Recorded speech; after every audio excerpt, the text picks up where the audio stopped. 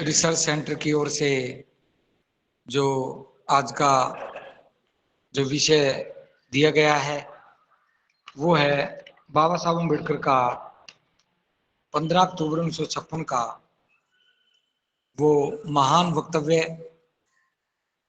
जो आज के समय जो श्रद्धेय भिक्खु करुणाशील राहुल के कुशल नेतृत्व में जो बौद्ध समाज का निर्माण हो रहा है उसमें वो किस प्रकार हमारा सहयोगी बन सकता है, हमें कैसे मार्ग दिखा सकता है। तो आज के इस वक्तव्य में ये हम इसको जानेंगे कि बाबा साहब अम्बेडकर का वो महत्वपूर्ण वक्तव्य हमारे लिए कैसे प्रेरणा का स्रोत है। इससे पहले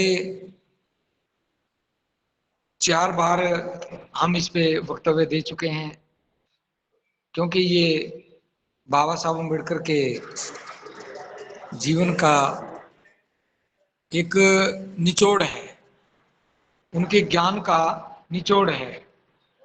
पूरा जीवन उन्होंने जो संघर्ष किया, जो उनका अनुभव बना, उसी का ये परिणाम ये भाषण है। इसलिए इसके 4 भाग क्या 5 भाग क्या, इसके तो प्रत्येक लाइन हमारे लिए प्रेरणादायक है, हमें बौद्ध समाज निर्माण में मदद कर रहा है। तो मैं थोड़ा सा आपका ध्यान आकर्षित करना चाहता हूं, क्योंकि अभी तक जो हमने जो बातें रखी हैं इस भाषण पे, तो सबसे पहले तो जो बाबा साहब ने इस भाषण की शुरुआत की तो बुद्ध के धम्म को महान कार्य बताया और उसके लिए एक एक मिनट भी महत्वपूर्ण बताया कि मेरे लिए धम्म का प्रचार और धम्म की स्थापना के लिए एक एक मिनट भी बहुत आवश्यक है। और जैसे ही बाबा साहब ने ये कार्य शुरू किया तो जो विरोधी थे, विरोधियों की बौखलाहट भी सामने आई। ठीक उसी प्रकार आज भी विरोधियों की बौखलाहट उसी प्रकार हमारे सामने आ रही है। तो हमें ये प्रेरणा देता है कि जब हमारे महापुरुष वो विरोधियों से नहीं घबराए, उनके दुष्प्रचार से नहीं घबराए, तो फिर आज हमें भी नहीं घबराना चाहिए। तो ये प्रेरणा भी हमें इससे मिलती है। आह्वान किया कि आपने मरे हुए पशु नहीं उठाना है, रोजगार की चिंता नहीं करनी है, ये आंदोलन लाभ के लिए नहीं है, ये स्वाभिमान के लिए है, इज्जत के लिए है। तो ये बात भी हमें प्रेरणा देती है। कुछ लोग भिन्न भिन्न बातें कह करके और धम्म की स्थापना में सहयोग नहीं कर पाते या नहीं कर रहे। इस आंदोलन में जैसे त्याग की आवश्यकता है, तो आज भी उसी प्रकार त्याग की आवश्यकता है।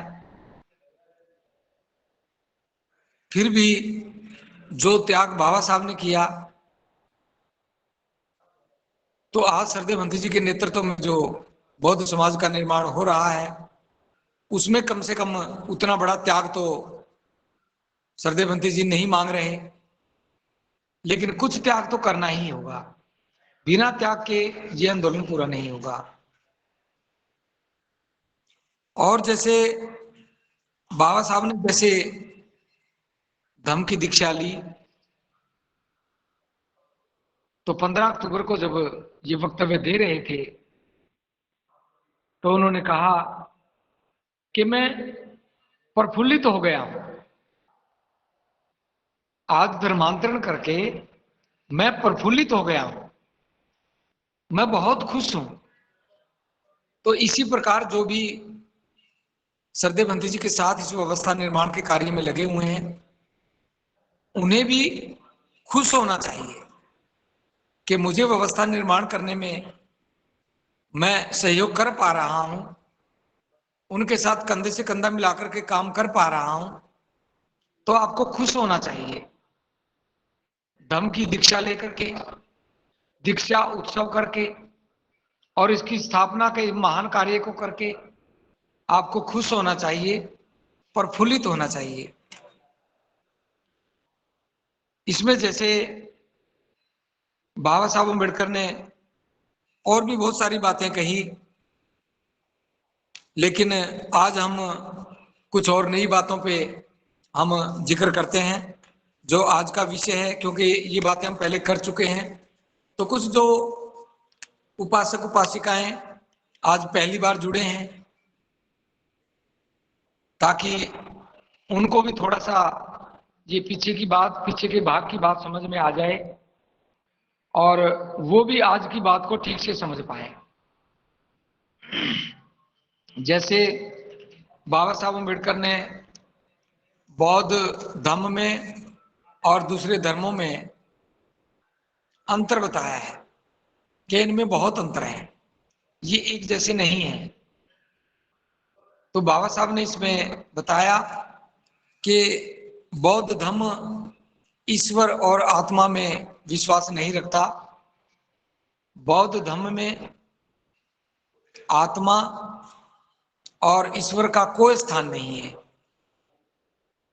तो इस प्रकार यदि हम देखते हैं कि दूसरे धर्मों में जो कुछ भी किया जाता है वो सिर्फ ईश्वर के लिए किया जाता है, ईश्वर को खुश करने के लिए किया जाता है कि मैं कोई भी कर्म कांड करके, पूजा पाठ करके, कुछ भी करके मैं ईश्वर को खुश करूं। और यदि मेरा ऐसा करने से ईश्वर खुश हो जाता है तो फिर वो मेरा जीवन सुखी करेगा। इस प्रकार की धारणा लोगों के मन में रहती है। और बौद्ध धर्म में जो बौद्ध धर्म का जो मुख्य उद्देश्य है वो एक व्यक्ति का दूसरे व्यक्ति के साथ अच्छे संबंध का होना होता है, कि कोई भी एक व्यक्ति दूसरे व्यक्ति से यदि मिले तो उनके संबंध अच्छे होने चाहिए। तथागत ने कहा कि एक व्यक्ति का दूसरे व्यक्ति के साथ अनुचित व्यवहार का परिणाम ही दुख है। और जो लोग अल्लाह को मानते हैं, गॉड को मानते हैं, उन्हीं के लिए सब कुछ करते हैं। कुछ पैगंबर को मानते हैं, कुछ ईश्वर को मानते हैं, लेकिन उसके बावजूद भी पूरा संसार दुख में है। ऐसा महाकाणिक बुद्ध ने अपनी एक महत्वपूर्ण देशना में कहा कि संसार में सब जगह दुख है। और यदि ऐसा कहें कि 90% लोग दुखी हैं तो भी कोई अतिशयोक्ति नहीं होगी। तो बाबा साहब का भी जो ये मानना था कि 90% लोग दुखी हैं, सिर्फ इस दुख को दूर करना ही बौद्ध धर्म का मुख्य लक्ष्य है।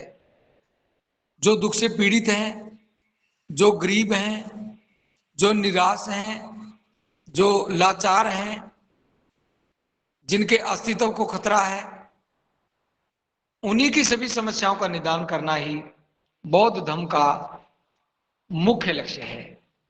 इसलिए दूसरे धर्मों में और बौद्ध धर्म में बहुत बड़ा अंतर है। उसमें किसी प्रकार की कोई ऐसी बात नहीं है जो अनुभव में ना हो, लेकिन बौद्ध धर्म में प्रत्येक बात अनुभव में है। तो इसलिए इसके एक संदर्भ मैं देकर के बता रहा हूं। महाकाणिक बुद्ध के समय की बात है, जब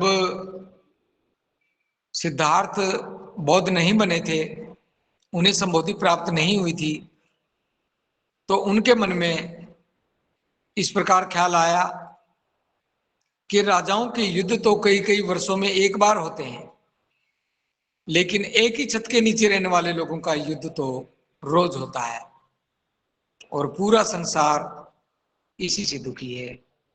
क्यों न मैं संसार की इस सामाजिक बुराई का अंत करूं। और इसी की खोज में लग गए। जैसे ही इस संसार के दुख के कारण का पता चला, उसके निवारण का पता चला, तो उसके लिए एक मार्ग दे दिया कि पूरा संसार जो दुख के दौर से गुजर रहा है, दुखी है, वो सुखी होगा, और जो निराशा में है उसकी निराशा दूर होगी। इसलिए जो तथागत ने संसार के दुख को और निराशा को खत्म करने का जो आंदोलन किया, उसी का जिक्र बाबा साहब अम्बेडकर ने इसमें किया। तो इसलिए हमें भी ये देखना चाहिए कि जो घर के कलह हैं वो क्रोध की वजह से होते हैं, और क्रोध का कोई इलाज नहीं है। कोई भी फैक्ट्री, उसमें कोई ऐसा पुर्जा नहीं बना कि किसी व्यक्ति में लगा दिया जाए तो उस व्यक्ति का क्रोध खत्म हो जाए। कोई टीका, कोई दवा ऐसी नहीं बनी कि किसी भी व्यक्ति को यदि वो दवा दे दी जाए तो उसको क्रोध आना बंद हो जाए। सिर्फ महाकारुणिक बुद्ध का जो धम्म है वही क्रोध को शांत कर सकता है। व्यक्ति को जो समझ पैदा होती है और जो सिद्धांत तथागत ने व्यक्ति के कल्याण के लिए दिए हैं, पवित्रता के लिए दिए हैं, उन्हीं से क्रोध शांत हो सकता है। अन्यथा और दूसरा कोई भी ऐसा तरीका नहीं है कि जो क्रोध शांत हो जाए। इसलिए जैसे ही क्रोध शांत होगा, शीलों का पालन होगा, तो घर के कलह खत्म हो जाएंगे और भाई भाई के पास बैठने लगेगा। सास बहू के भी झगड़े खत्म हो जाएंगे, पति पत्नी के भी झगड़े खत्म हो जाएंगे। और जब एक परिवार सुखी होगा तो परिवार पूरे संसार की एक इकाई है। उसी प्रकार दूसरा घर सुखी हो सकता है, उसी प्रकार तीसरा घर सुखी हो सकता है। तो ये बात जो बाबा साहब ने इसमें कही, ये हमें आज की व्यवस्था बनाने में इस प्रकार मार्ग देती है, इस प्रकार प्रेरणा देती है कि बस हम अपने घर को ठीक करें। अपने घर में नमो बुद्धाय का अभिवादन करें, और हर रोज सुबह 6 बजे और शाम को 6 बजे वंदना करें, और सप्ताह में एक बार सामूहिक वंदना करें। जो भी उपासक उपासिका परिवार अपने घर में हर रोज वंदना करता है, सप्ताह में एक बार इस प्रकार वंदना करने वाले उपासक उपासिकाएं परिवार समेत इकट्ठे होकर के रविवार के दिन वो सामूहिक वंदना करें और एक अध्याय भी पढ़ें। तो इस प्रकार हमें इससे प्रेरणा मिलती है कि यदि एक घर ठीक होगा तो निश्चित तौर पे ये पूरे देश को बौद्धमय बनाने में कोई ज्यादा मुश्किल नहीं आएगी। बस एक व्यक्ति अपने आप को डिक्लेयर करे, एक परिवार अपने आप को डिक्लेयर करे कि मैं बौद्ध हूं और बौद्ध मेरा समाज है और मैं जाति से मुक्त हूं, तो निश्चित तौर पे बाबा साहब की ये बात जो इस भाषण में कही है वो हमें प्रफुल्लित भी करेगी और मार्ग भी दिखाएगी। इसमें बाबा साहब कहते हैं कि जो कुछ भी मैंने आपको कहना था वो मैंने आपको कह दिया। ये लगभग भाषण के अंत में ये बातें कही गई हैं कि जो कुछ भी मैंने आपको कहना था वो मैंने आपको कह दिया है। बौद्ध धर्म के जो तत्व हैं वो अमर हैं, वो अजर हैं, वो कभी भी समाप्त होने वाले नहीं हैं। इसलिए आप मेरे ऊपर भरोसा रख करके चलिए। जो मार्ग मैं आपको दे रहा हूं, निश्चित तौर पे वो आपका कल्याण करने वाला होगा। बस आप मेरे ऊपर भरोसा रख करके चलिए, निश्चित तौर से आपका जीवन बदलेगा। और ये जो व्यवस्था है जो हमने स्थापित करनी है बौद्धों की, तो निश्चित तौर पे इसमें भी हमें बहुत मदद मिलेगी।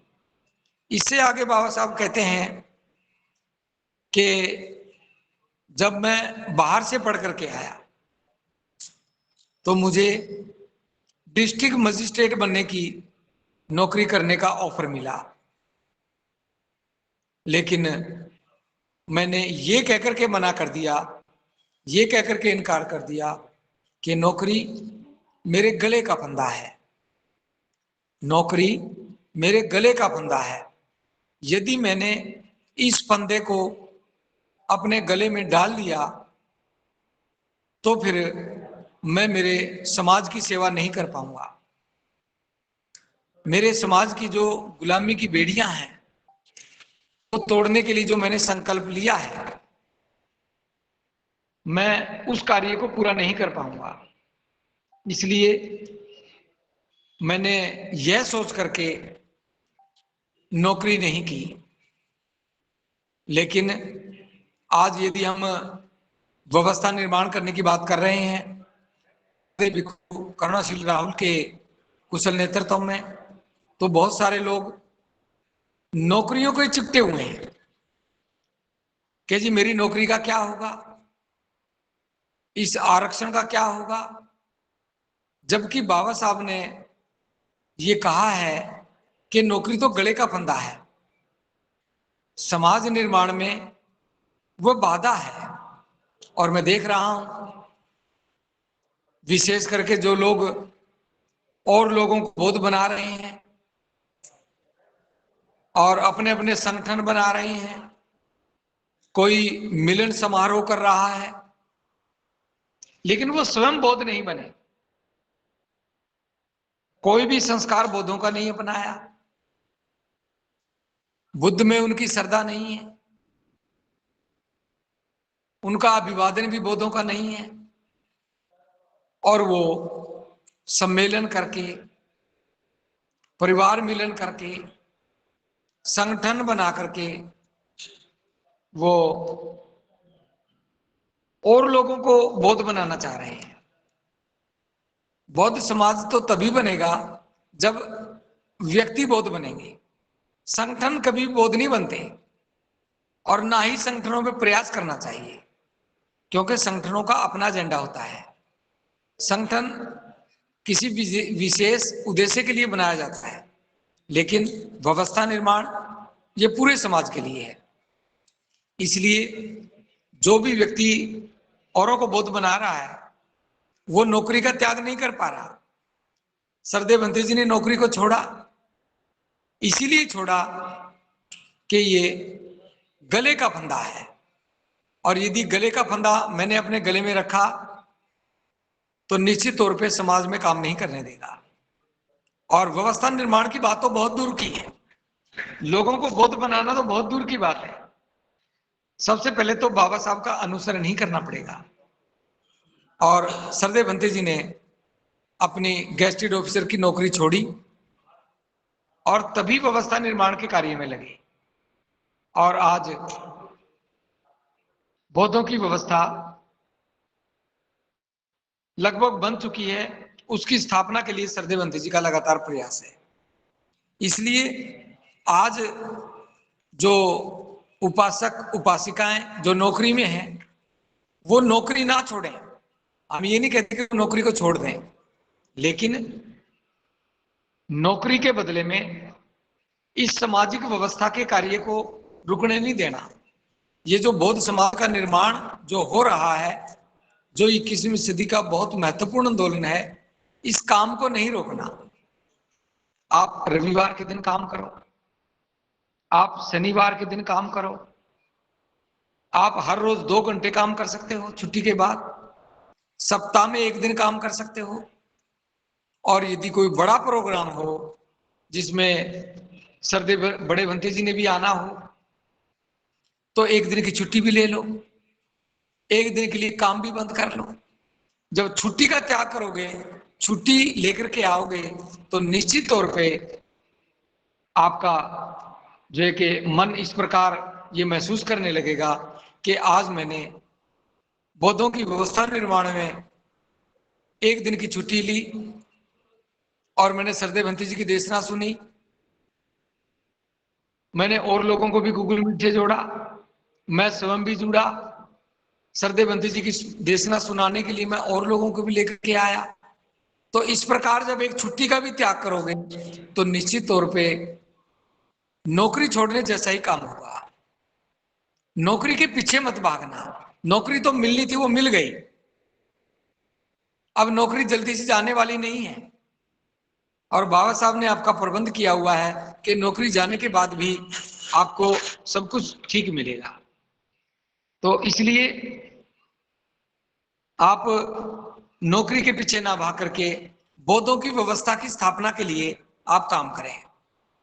यदि जो नौकरी करने वाले लोग हैं, जो कारोबार करने वाले लोग हैं, यदि वो अपने बौद्धों की व्यवस्था स्थापित कर लेते हैं और स्वयं भी मजबूती के साथ इसमें काम करते हैं और आते हैं, तो निश्चित तौर पे ये व्यवस्था ही आने वाली पीढ़ी को रोजगार देने का काम करेगी। करोड़ों रोजगार तो, लाखों रोजगार तो एजुकेशन व्यवस्था में दे देंगे और जो फिजूल खर्ची ना करके विवाह शादियों में जो खर्च कर रहे हैं वो पैसा यदि कारोबार में लगेगा तो निश्चित तौर पे समाज का कारोबार भी बढ़ेगा और फिजूल खर्ची हटेगी। अन्यथा तो कितना ही कमा लो, पैसा आपके घर में नहीं रहना। पैसा तो जो आपके पास है वो तो लग ही जाना है, बल्कि आप कर्जमान भी हो जाओगे।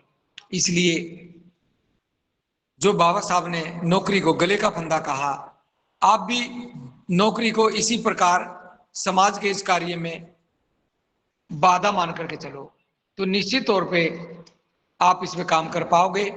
थोड़ा थोड़ा समय निकाल करके काम करें तो मैं समझता हूं एक बड़ा काम हो जाएगा।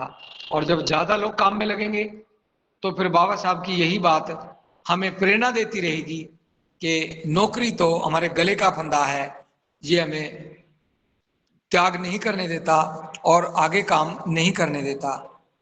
तो इस प्रकार ये 15 अक्टूबर का भाषण आज बौद्ध समाज की व्यवस्था निर्माण में हमें मार्ग प्रशस्त कर रहा है। इससे आगे बाबा साहब अम्बेडकर ने इसमें कहा कि जो मौजूदा व्यवस्था है, जो अबौद्धों की व्यवस्था है, उन्होंने आपके सिर पर पहाड़ खड़ा किया हुआ है।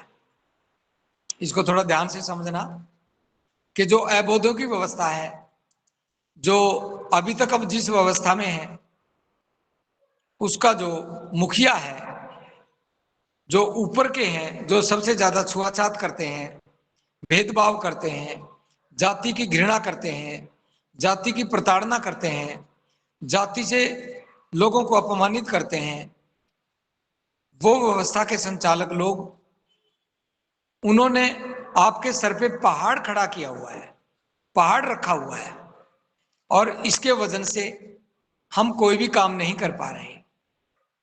जाति का पहाड़, छुआछात का पहाड़, भेदभाव का पहाड़, कर्ज का पहाड़, नशे का पहाड़।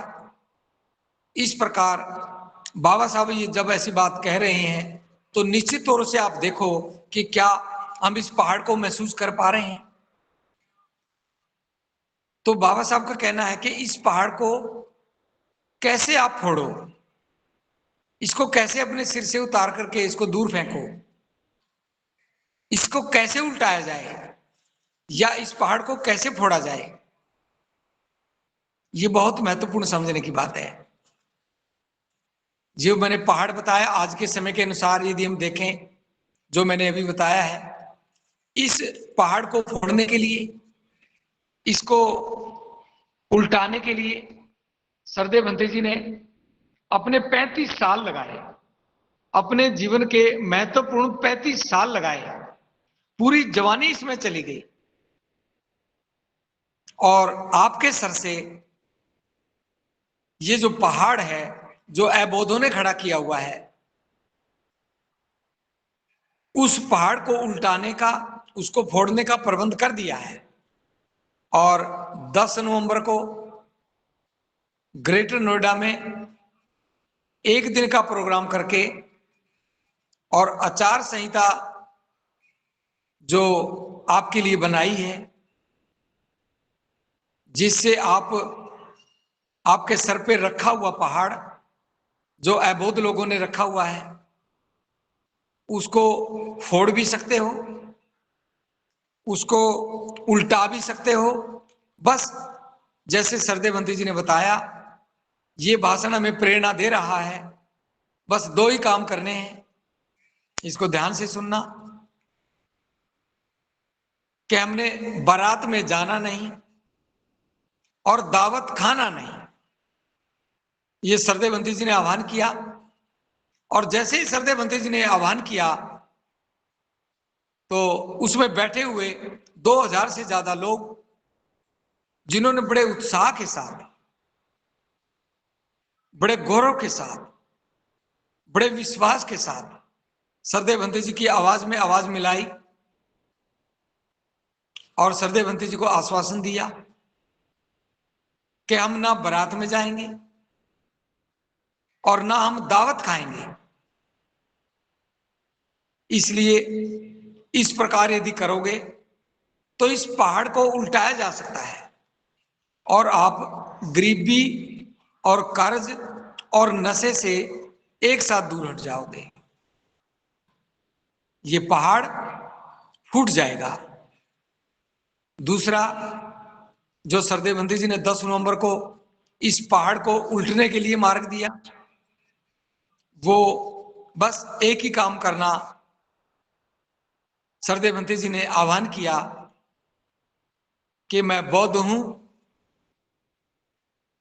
बौद्ध मेरा समाज है और मैं जाति से मुक्त हूं। ऐसा सरदेवंती जी ने ग्रेटर नोएडा में, गौतम बुद्ध नगर में, गौतम बुद्ध यूनिवर्सिटी में जब स्टेज पे खड़े होकर के ये आह्वान किया तो 2000 से ज्यादा लोगों ने हाथ खड़े करके सरदेवंती जी की आवाज में आवाज मिलाई। जैसे ही आवाज में आवाज मिलाई तो मुझे बाबा साहब अम्बेडकर के इस भाषण की याद आई कि जैसे बाबा साहब अम्बेडकर ने आज से 68 साल पहले, 68 साल पहले ये आह्वान किया कि इस पहाड़ को जो आपके सिर पर अबोध लोगों ने रख दिया है और आप इस पहाड़ को उल्टा नहीं पा रहे, ये आज सरदेवंती जी ने उल्ट दिया। बेसिकली ये काम 68 साल के बाद हुआ, लेकिन जैसे ही सरदेवंती जी ने आह्वान किया और स्टेज से ये उद्घोष हुआ कि मैं बौद्ध हूं, बौद्ध मेरा समाज है और मैं जाति से मुक्त हूं, तो 2000 से ज्यादा लोगों ने एक साथ खड़े होकर के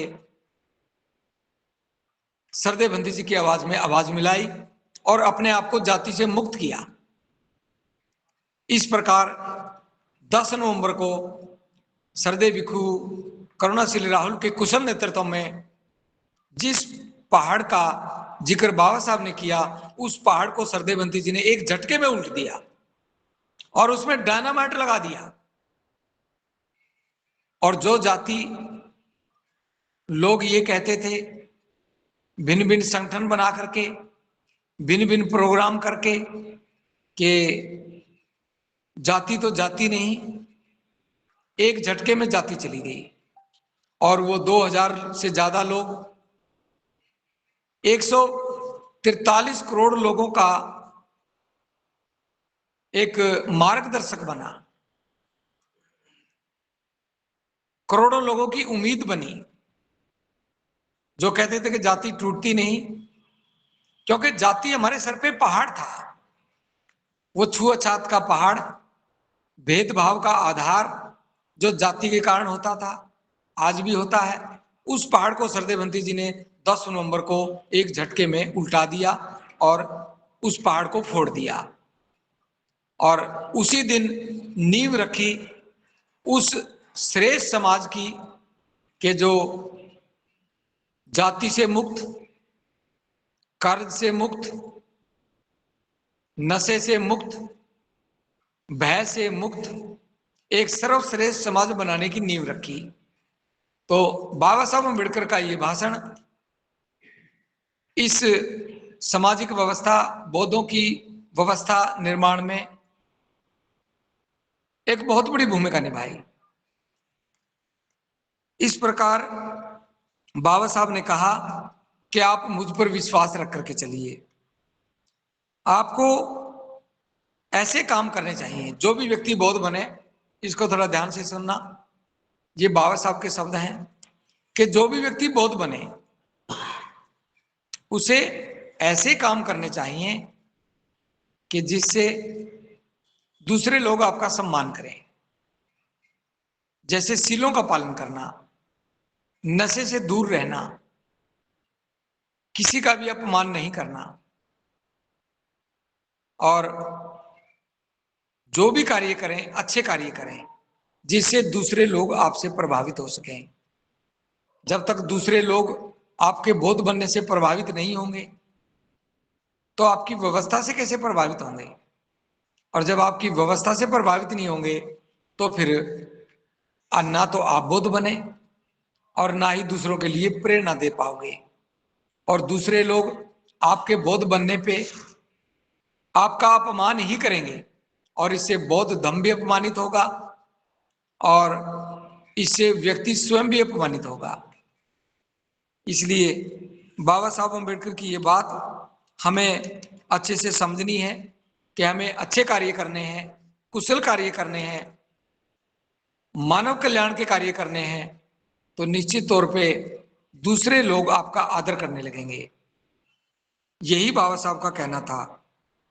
आगे बाबा साहब कहते हैं कि आपका कार्य बढ़ गया है, आपने बहुत महत्वपूर्ण कार्य करना है। आपका कर्तव्य है कि आप इस पवित्र धर्म को स्थापित करने के लिए आप उचित रीति से पालन करें, उचित रीति से, यानी कि सही तरीके से इसका पालन करें, और प्रतिज्ञा भी लें।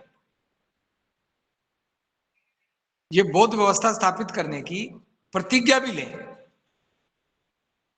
जैसे आप प्रतिज्ञा लेकर के काम करेंगे, फिर कोई भी बाधा आपके मार्ग को रोक नहीं पाएगी, आपके कार्य को रोक नहीं पाएगी। इस प्रकार यदि आप काम करेंगे तो निश्चित तौर पे इस जो बौद्ध धर्म स्वीकार करने का जो कार्य है, इससे आपकी कोई निंदा नहीं कर पाएगा। आप इस पवित्र धर्म को स्थापित करने के लिए, इस महान कार्य को पूरा करने के लिए अपनी आमदनी का 20वां भाग भी दें। इस धम्म, पवित्र धम्म के प्रचार और उसकी स्थापना के लिए 20वां भाग दान दें। बेशक कोई कम कमाता हो तो वो कम 20वां भाग दे दे, कोई ज्यादा कमाता है तो वो ज्यादा 20वां भाग दे दे, लेकिन वो दान करने की भावना उसमें होनी चाहिए। तो इस प्रकार ये 20वां भाग आप यदि देंगे तो इस आंदोलन के लिए जो धन की आवश्यकता पड़ती है, जो धन की जरूरत रहती है, वो पूरी होगी। और बहुत सारे काम ऐसे करने होते हैं, जब बहुत सारे लोग आंदोलन में चलते हैं तो खर्च भी उसी प्रकार बढ़ते जाता है। जिसको भी बात समझ में आ जाए बाबा साहब की, तो वो 20वां भाग अपनी आमदनी का इस धम्म प्रचार के लिए दान देना शुरू करे और नियमित दान देना शुरू करे।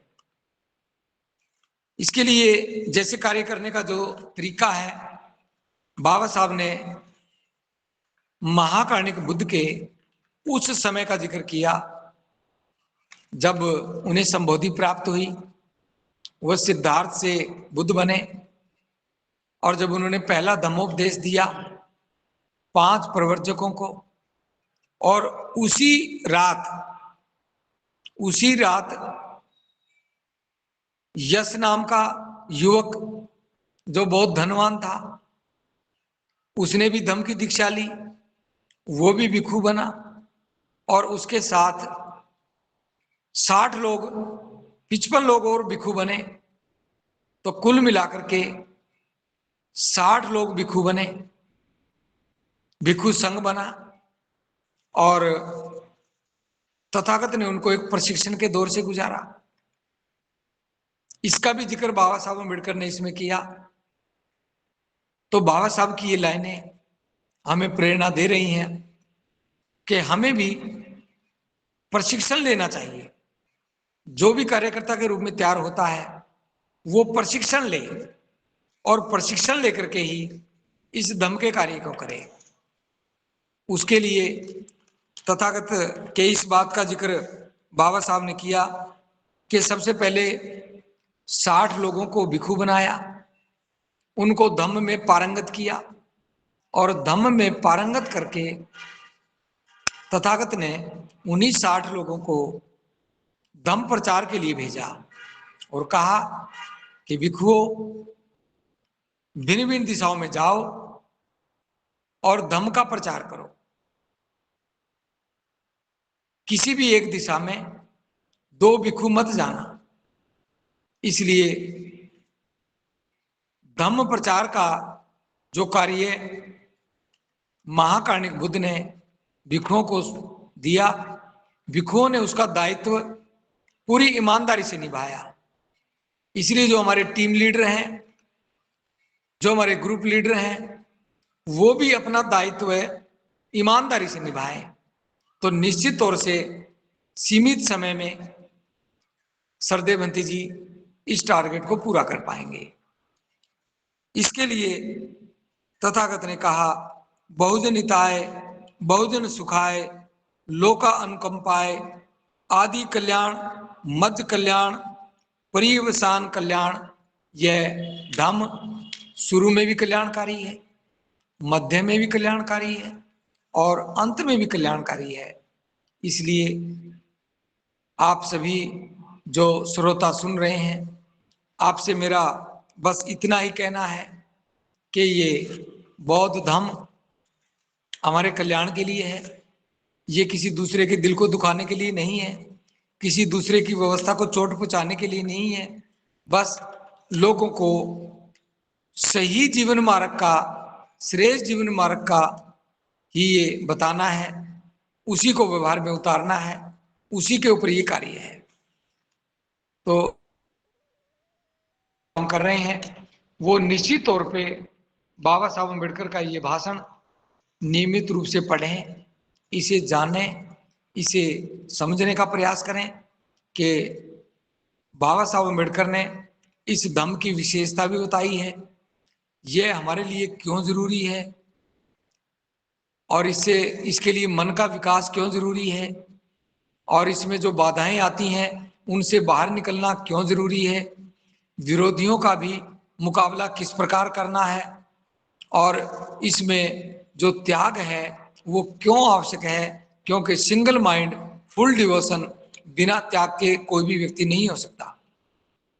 तो इस प्रकार बाबा साहब अम्बेडकर ने इसमें त्याग की भी बात कही है, और बाबा साहब अम्बेडकर ने इसमें बौद्ध धर्म की जो दुनिया में जो इसका महत्व है, पूरी दुनिया के लोग जो महाकारुणिक बुद्ध को मानते हैं उसका भी इसमें जिक्र किया है।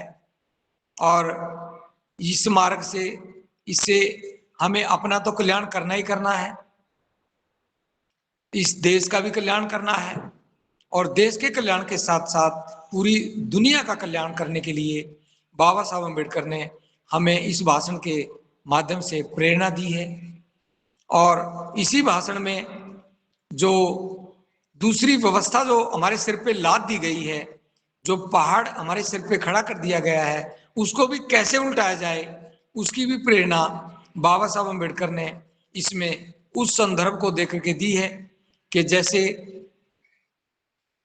बौद्ध धर्म एक समुद्र की तरह है और जो जातियां हैं उसमें नदी की तरह है।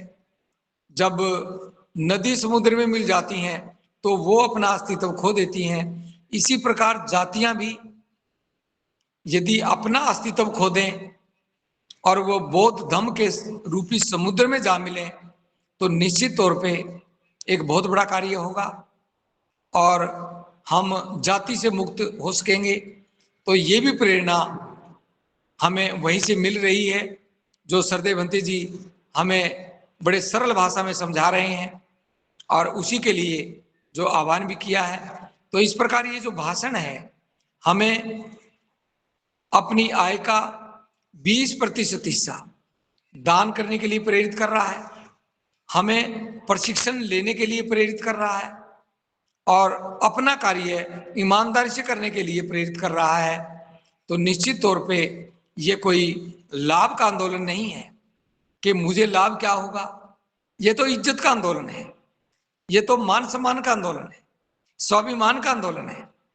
तो जो भी लेना चाहता है वो इसमें त्याग करे, वो इसमें काम करे और जैसे जैसे आप काम करेंगे ये और लोगों को भी प्रेरणा देगा। तो आज के लिए बस इतना ही मैं आपको कहूँगा कि आप बार बार बाबा साहब अम्बेडकर के इस 15 अक्टूबर 1956 के भाषण को पढ़ें और इसको समझने का प्रयास करें। जैसे जैसे आप इसको समझते जाओगे वैसे वैसे ही आप धर्म की स्थापना में काम करते जाओगे। आपने मेरी बात को ध्यान से सुना, जो बाबा साहब अम्बेडकर की बात थी मैंने वही दोहराई है और निश्चित तौर से पूरे विश्वास के साथ मैं आज के इस वक्तव्य को समापन कर रहा हूं कि आप बाबा साहब की इस बात को मानेंगे और इस भाषण को बार बार पढ़ेंगे और बौद्ध समाज निर्माण में आप अपनी अहम भूमिका निभाएंगे। आपने बात को ध्यान से सुना, आपका बहुत बहुत मंगल हो। सरदेव भंते जी को वंदामि, भिक्षु संघ को वंदामि, सबका मंगल भवतु।